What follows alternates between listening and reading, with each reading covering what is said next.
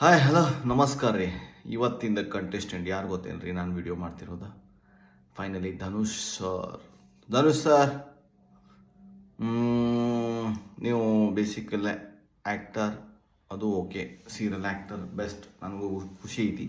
But finally Bigg Boss ಅಂತ ಬಂದಾಗ ನಿಮ್ದೊಂದು ಆ್ಯಟಿಟ್ಯೂಡ್, ನಿಮ್ದೊಂದು ವೇ ಆಫ್ ಲೈಕ್ ಬಿಹೇವಿಯರ್ ಹೆಂಗೈತಂದ್ರೆ ಯಾರು ಏನರೇ ಯಾಕಾರ ಮಾಡಲಿ ನನಗೆ ಯಾಕೆ ಬೇಕು ಅನ್ನೋ ಒಂಥರ ಒಂದು ಇದೈತಿ ಬಿಹೇವಿಯರ್. ಮತ್ತು ಜಾಸ್ತಿ ಸ್ವಲ್ಪ ಹೈಲೈಟ್ ಆಗಕ್ಕೆ ನೋಡ್ರಿ, ಯಾಕಂದ್ರೆ ಕಾಣವಲ್ರಿ.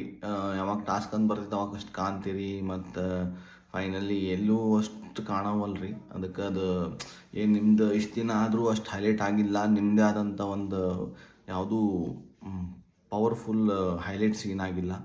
ಸೊ ಅದಕ್ಕೆ ಸ್ವಲ್ಪ ನೀವು ಏನಾರ ಮಾಡಿ ಪ್ಲ್ಯಾನ್ ಮಾಡಿ ಸ್ವಲ್ಪ ಮುಂದೆ ಹಿಂಗೆ ಎದ್ದು ಬಿಟ್ರಿ ಅಂದ್ರೆ ಫೈನಲಿ ನಿಮ್ಮದು ಒಂದು ಚಲೋ ಹೆಸರು ಆಕೈತಿ. ಬಟ್ ಸ್ಟಿಲ್ ಇಲ್ಲಿ ಮಟ್ಟ ನೀವು ಬಂದಿದ್ದು ಅದು ಗ್ರೇಟ್, ಯಾಕಂದ್ರೆ ಅಷ್ಟು ಈಸಿ ಇರಂಗಿಲ್ಲ. ನಾವು ಅಂದ್ಕೊಂಡಂಗೆ ನಾವಿಲ್ಲಿ ಕುಂತು ಹಿಂಗೆ ಮೊಬೈಲ್ನಾಗ ವಿಡಿಯೋ ಮಾಡೋದಕ್ಕಿಂತ ಅಲ್ಲಿ ಭಾಳ ಟಫ್ ಇರ್ತೈತೆ, ಅದು ಗೊತ್ತೈತಿ. ಬಟ್ ಲಿಟ್ರಲಿ ನೀವು ಹಿಂಗೆ ಆಡಿದ್ರೆ ಭಾಳ ಚಲೋ ಆಕೈತೆ ಅಂತ ನಾವು ಅಷ್ಟೊಂದು ರಿಕ್ವೆಸ್ಟ್ ಮಾಡ್ಕೊಳ್ಳೋದು. It's not on order, just request ಮಾಡೋ ಅಂದೈತಿ. ಒಂದು ಎರಡನೇ ಬಿಹೇವಿಯರ್ ಈ ಥರ ಇತ್ತು. ಸೊ ಫೈನಲಿ ಹೊರಗೆ ಬಂದಮೇಲೆ ನೀವು ನನ್ನ ವಿಡಿಯೋ ನೋಡ್ಬೋದು ಏನೋ ಗೊತ್ತಿಲ್ಲ. ಇನ್ ಕೇಸ್ ನೋಡಿದರೆ ಈ ಥರ ಮಾತಾಡಿ ಅಂದ್ರೆ ಏನು ಅನ್ಕೋಬೇಡ, it's request to you. So ನಿಮ್ದೊಂದು ಏನಪ್ಪ ಆ್ಯಟಿಟ್ಯೂಡ್ ಅಂದ್ರೆ ಅಷ್ಟು ಹೈಲೈಟ್ ಆಗಿರಲಿಲ್ಲ, ಅದೊಂದು ಬೇಜಾರಂತ.